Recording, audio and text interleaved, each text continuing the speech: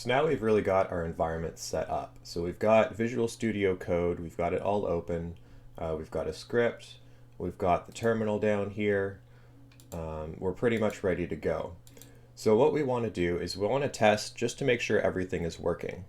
So this is a really good way for beginners to start to learn coding, but it's also very good once you know what you're doing. Whenever you set up a new environment, you can run the Hello World program just as a quick way to test that everything is working as expected.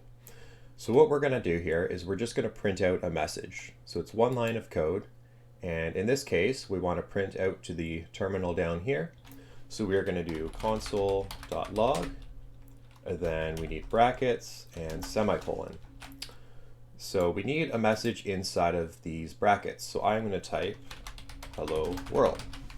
So it doesn't have to be hello world. You can type whatever you want. It's just something that people will commonly write in there as their first program.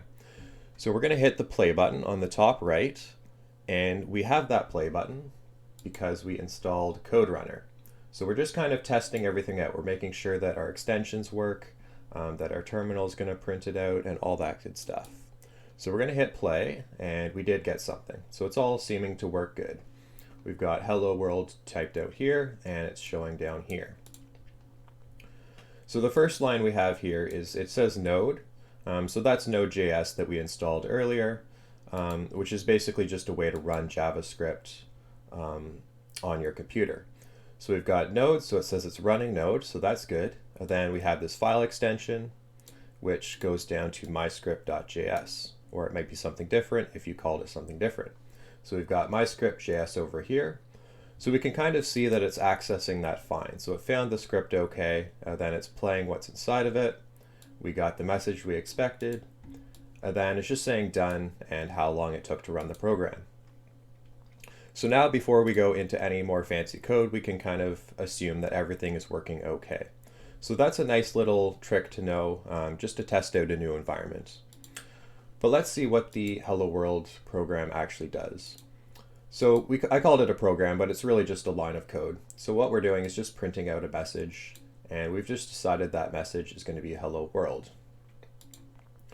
Now when you're doing coding, try and think more in general terms. So don't get kind of locked into, okay, if we're printing a message, it has to be console log, right?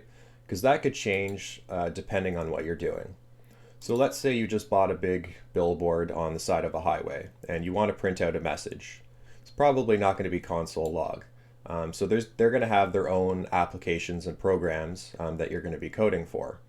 So maybe when you're writing code for that, it might be something like, instead of console log, maybe board.display or something like that. Maybe you're doing a text messaging app for another type of program, and that might be, screen.display or something. So this console log could be something different based on the environment, but as a general concept, it's a way to print out a message.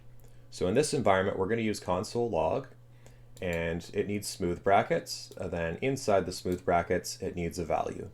So we've just put a phrase inside of here. So just basically, it's going to look like this. Without anything inside, we're just going to have those brackets and then a semicolon. So I could put, let's say, a number in there. Let's do this a few times actually, and we'll just get a couple different results. So the first one, I'll just leave blank. I'll do a number, maybe a decimal, and we'll just run that. So we'll see what happens.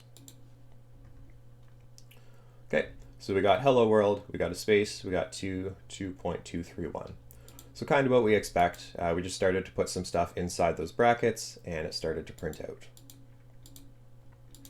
Okay, so we'll leave it there for now. So a good way to practice coding is just to try different things, right? So you could try maybe writing hi in here, maybe change up the numbers, maybe see what happens when you put a negative in, and just trying different stuff just to see what happens. So I like to just tinker with code a bit. And once you're familiar with this, we will move on to the next lesson.